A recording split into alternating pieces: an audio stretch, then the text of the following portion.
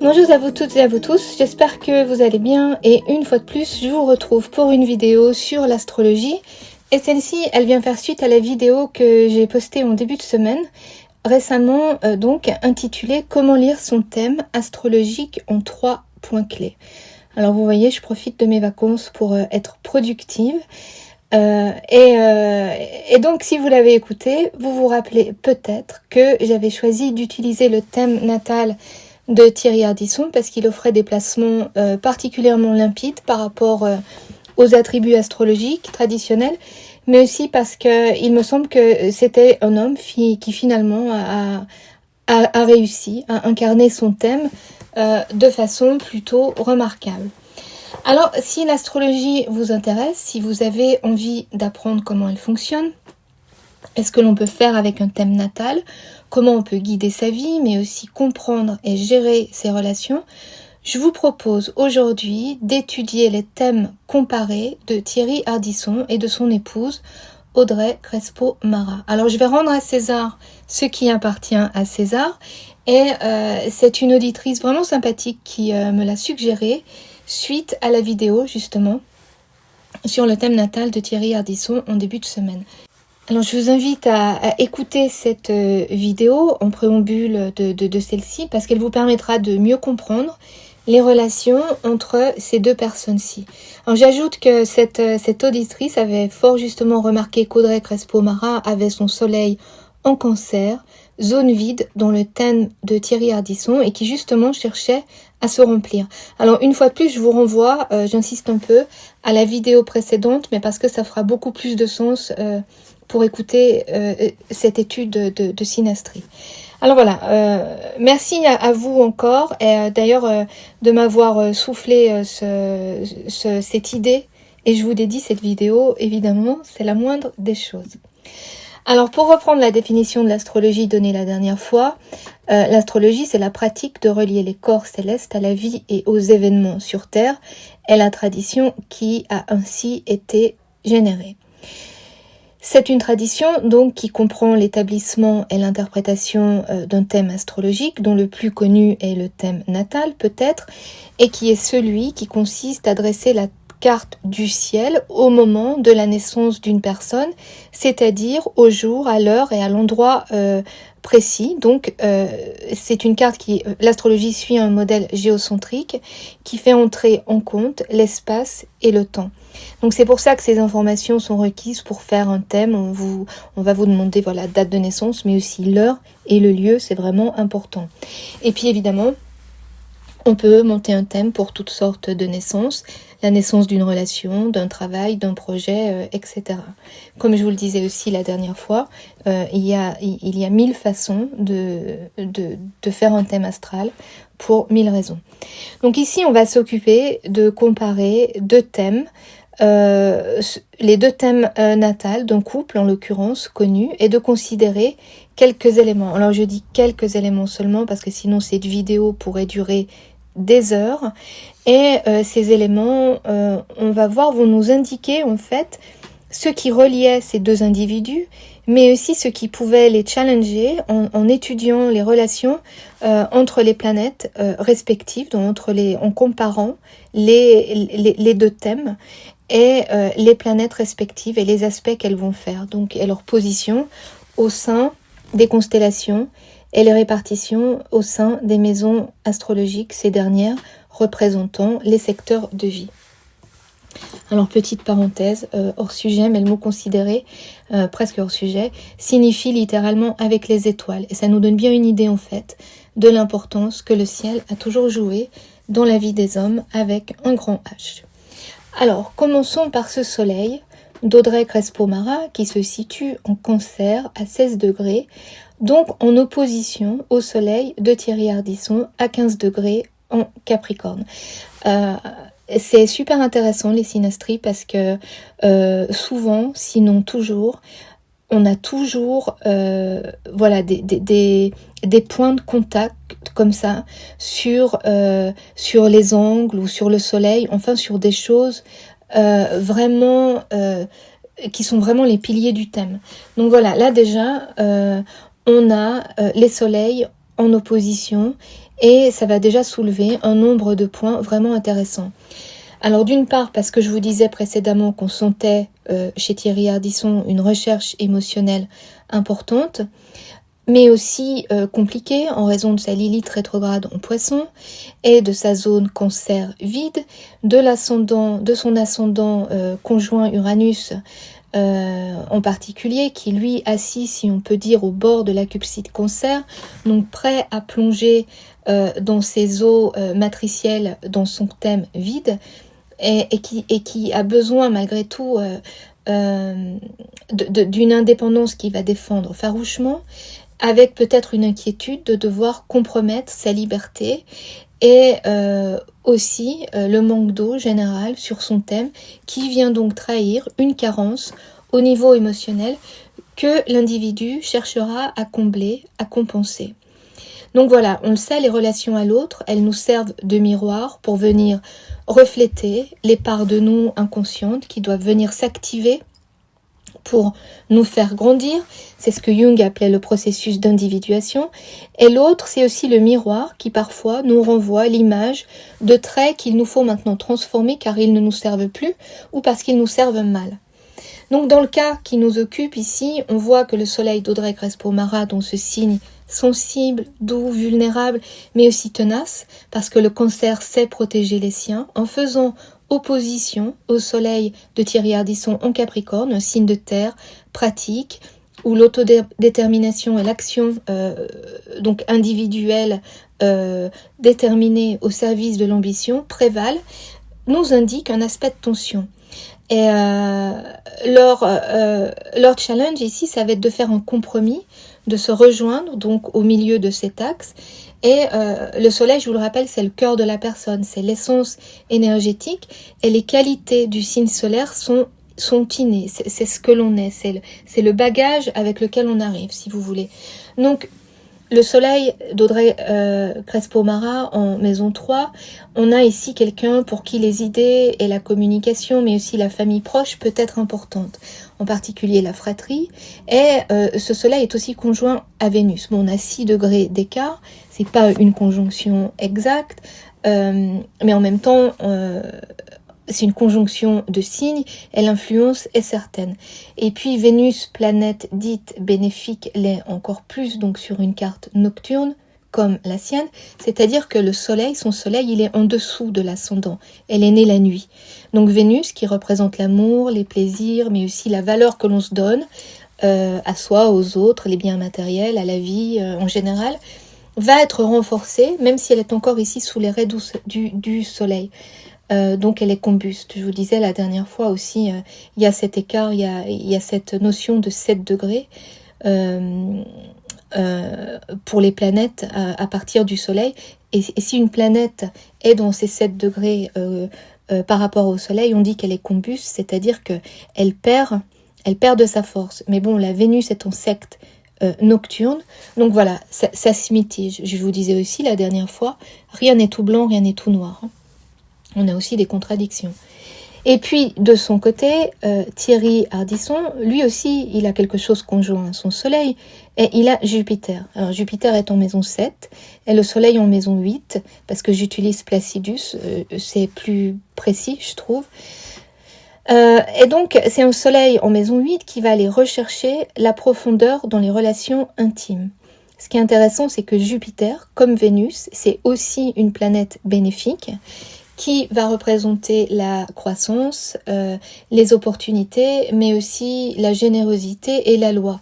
Les valeurs morales sont en général importantes aux Jupitériens. Donc on a un bénéfique qui accompagne son soleil, et la carte de Thierry Ardisson est une carte par contre diurne. Donc Jupiter aussi en secte diurne, il a plus de force. Ça compense le fait que Jupiter, chez lui aussi, se trouve sur les raies du soleil. Donc voilà, un élément harmonieux ici pour ces deux individus qu'on peut imaginer vont se retrouver autour de valeurs positives, improbablement attirés comme deux aimants, dans tous les sens du terme d'ailleurs, partageant des sentiments profonds et bienfaisants l'un pour l'autre. Mais Rien n'est jamais tout rose au royaume des amoureux, et cette Vénus en Cancer, maison 3, qui va peut-être rechercher un lien plus cérébral que charnel chez elle, vient faire quinconce, c'est-à-dire un aspect de 150 degrés, qui vient indiquer un déséquilibre, un ajustement à Vénus en Sagittaire chez lui. Alors il a une Vénus par ailleurs un peu tiraillée car elle est en maison 6, maison de la purification, de l'introspection, en porte-à-faux. Donc je dirais par rapport à une Vénus en Sagittaire qui elle va rechercher la passion, les aventures, avec l'idée finalement que le meilleur est toujours à venir et qui va alimenter une espèce d'insatisfaction et peut-être même de culpabilité parfois ou des dilemmes moraux. Donc de l'autre côté, Vénus en Cancer, elle va rechercher des liens émotionnels stables, profonds, basés sur l'intelligence du cœur. Pourtant, on peut trouver une résolution ici à ce déséquilibre. Si Vénus en Sagittaire vient puiser du sens en Cancer, trouver un point d'ancrage dans la cellule familiale qui lui permettra de viser plus juste. En résumé, Thierry Ardisson aura pu ici trouver une sorte d'élévation en comprenant que savoir d'où l'on vient, à qui l'on appartient, permet aussi de savoir où l'on va. Quant à Audrey Crespo-Mara, elle aura pu trouver, à travers cette Vénus en Sagittaire, l'opportunité de s'ouvrir à un amour plus aventureux, plus audacieux, et ouvrir un peu la carapace dans laquelle son cœur a tendance à s'enfermer pour se protéger. De plus, ce qui vient mitiger aussi voilà, ce soleil et cette Vénus en Cancer chez elle, c'est qu'elle a la lune en Sagittaire qui vient aussi indiquer en fait une entente, que l'entente physique entre les deux va être assez forte en fait. Et puis il a aussi sa lune en signe de feu, donc certainement un lien assez passionnel même. En tout cas, pour faire une analogie, je dirais que si leur relation était un bateau, elle serait l'ancre et lui les voiles, indispensable si coordonnée. Et cette entente des cœurs, elle semble faire un pont pour une entente intellectuelle avec là encore un aspect de déséquilibre à dépasser par rapport à leur Mercure respectif. Alors pour elle, Mercure, donc c'est la planète de l'intellect, de la communication, des apprentissages en Cancer à 7 degrés en maison 2, et pour lui, Mercure en Verseau, 0 degré, maison 8. Alors, Mercure en maison 2, en Cancer, va avoir tendance à adopter une approche plus prudente en ce qui concerne la gestion des ressources, des biens, des valeurs matérielles, en vue d'assurer la protection et le confort. Avec aussi, on a là une intelligence émotionnelle naturelle et quelqu'un, je pense, de foncièrement bienveillant, avec cette Vénus en Cancer également.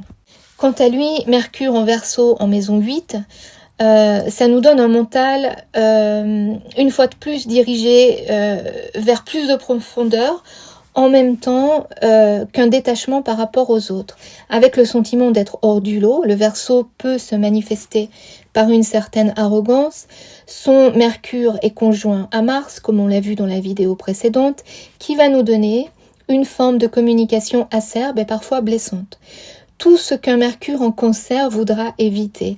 On voit donc que cela n'est pas totalement aligné et qu'entre les deux, là aussi, un ajustement va être nécessaire. Plus de rationalité pour elle, plus de détachement et chez lui, une intelligence du cœur à stimuler. Et puis, il y a aussi cette Lilith chez elle en Taureau en maison 12 qui nous parle d'un besoin psychologique en fait, intime, de confort matériel, quelque chose de viscéral en fait, qui peut peut-être compenser un besoin de sécurité, voire une peur de la mort, cette maison 12 donc. Et le Taureau nous parle des cycles éternels, donc le besoin de s'en remettre justement au cycle de la nature et de trouver une certaine sérénité. Donc ce Lilith chez elle en Taureau en maison 12 qui vient faire trigone à son Jupiter, à lui en maison 7. Donc un trigone c'est quelque chose de dynamique, c'est quelque chose qui se met en route sans qu'on ait besoin d'y travailler, si vous voulez. C'est deux aspects qui se tiennent la main, qui s'entraînent mutuellement. On peut donc penser qu'elle trouve chez lui une force qui la rassure de manière très concrète. Quant à lui, il peut trouver dans les plaisirs sensuels une espèce de répit à sa quête métaphysique et des préoccupations morbides. Parce que sa maison 8, comme on l'a vu, est particulièrement importante. Donc pourtant, là aussi, la rencontre est bienfaisante et s'y travailler, les deux individus ont un point de ralliement, de résolution. On a son milieu de ciel à elle, qui se trouve justement sur sa conjonction Mercure-Mars à lui en Verseau, et qui va lui apporter un soutien, une force combative, grâce à Mars qui va venir stimuler le secteur de sa carrière. Ainsi, si Audrey Crespo-Mara devrait pouvoir pouvoir bénéficier d'une influence, disons, assertive, dynamique, ambitieuse, pour réaliser des choses dont la portée sera reconnue. On a le maître de la maison 10, donc du milieu de ciel chez elle, Saturne, qui est en opposition justement à son milieu de ciel, en Lion en maison 3, un signe qui représente les métiers du spectacle, de tout ce qui est, disons, public, si vous voulez, qui est visible, avec une idée de renommée. Et bien sûr, pour lui, il a Pluton en rétrograde, en Lion, en maison 3 également, qui vient indiquer qu'un partenariat professionnel pourrait avoir un impact et être source de transformation, mais aussi d'accomplissement majeur dans leur secteur de la communication et de l'information à tous les deux. Donc là, on a encore une bonne alliance, si vous voulez, quelque chose de porteur au niveau professionnel. Et puis, ce qui est intéressant aussi, c'est que l'un et l'autre partagent le même ascendant en Gémeaux. Alors le Gémeaux, c'est le signe qui est attaché à la maison 3, donc vous voyez là, on a encore un lien, tout se tient en fait sur un thème. Une fois de plus, on ne peut pas interpréter un thème en isolation, tout est relié. Alors le Gémeaux, je vous le disais, est un signe attaché à la maison 3, bien sûr, un signe d'air dont le maître est Mercure. Donc voilà, on a une indication que leur carrière va être étroitement mêlée, où chacun va s'impliquer en fait dans la carrière de l'un et l'autre. Et puis, si le partage du même ascendant peut se traduire par une forme de compétition ou peut-être au contraire d'ennui en fait. Ici, en signe d'air mutable, on a une grande adaptabilité, de la curiosité qui devrait leur permettre d'explorer des choses différentes, de cultiver leur propre jardin tout en préservant une certaine passion. On retrouve donc l'influence de leur lune respective en signe de feu qui va aller rechercher l'aventure et une quête de sens pour elle, et lui avec sa lune en bélier, une tendance à réagir instinctivement et peut-être un peu égoïstement si besoin, mais en fait tout ça va bien fonctionner ensemble. Et puis Saturne est pour les deux une planète importante qui va leur permettre de structurer, de matérialiser, de construire ensemble, même si Thierry Ardisson est très uranien. Uranus conjoint à l'ascendant, imprévisible, perturbateur, libre donc, c'est la marque d'Uranus ça. L'intelligence émotionnelle de sa compagne devrait venir l'équilibrer. Quant à elle, elle sera amenée à se mettre en avant et à prendre des risques. Voilà, je vais m'arrêter là. J'espère que ça vous a intéressé. Comme je vous l'ai dit la dernière fois, je ne suis pas une spécialiste de leur vie ou même de leur carrière. Mais je dois dire que leur thème m'a donné envie d'en savoir plus. Et d'ailleurs, j'attends de recevoir le livre de Thierry Ardisson, Louis XX, pour mieux comprendre le personnage. Je ne savais pas qu'il était royaliste. Et pour finir sur une parenthèse, j'avais fait une vidéo sur les transits à venir 2025-2027, dans laquelle justement je parlais d'un possible retour à un système monarchique. En tout cas, voilà, pour moi, ces thèmes sont importants sur les 2 années qui arrivent. Et puis, j'ai vu sur les réseaux ces derniers jours que c'est un sujet qui est en fait pas mal repris en ce moment et qui suscite aussi beaucoup de réactions. Donc voilà, ça fait le pont avec ça. Et ça colle finalement pas mal au côté très uranien de Thierry Ardisson, réformateur et visionnaire. Et puis j'ai fait cette lecture en utilisant le temps présent plutôt que le passé, parce que finalement la carte elle perdure, le thème astral il s'arrête pas avec la personne, les planètes continuent à tourner au-delà de la perte physique. Et voilà, donc j'ai choisi d'utiliser le présent. En tout cas, et puis aussi parce que parce qu'une relation, l'impact d'une relation, elle s'arrête pas forcément ou au deuil ou à la rupture. Il y a un héritage qui... on garde un héritage, voilà. Et puis Thierry Ardisson, il a une maison 8 vraiment importante, donc c'est aussi la maison des héritages. Voilà, en tout cas, il va laisser quelque chose. En tout cas, cette synastrie nous montre que nos relations sont là pour nous faire travailler des aspects de notre personnalité et que par conséquent, à la petite phrase « et ils vécurent heureux pour toujours », on devrait ajouter « et ils y mirent aussi beaucoup du leur ».